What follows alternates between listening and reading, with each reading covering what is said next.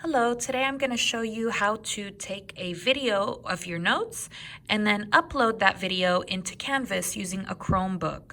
First, I need to take a video of my notes. So I'm going to go ahead and push this button here in the corner of my Chromebook, and I need to make a video, so I'm going to push camera. All right, now I have the camera. I'm going to make a video of my notes, so I'm going to click video. And to start, I will need to push this button.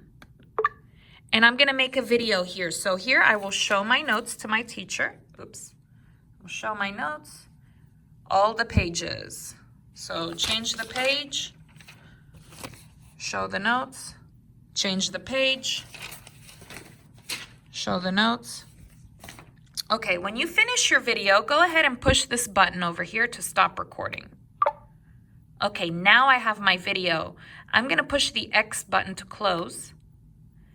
Now, to put my video, I will need to click Choose a File. Okay, now I made a video, so I need to go to Videos.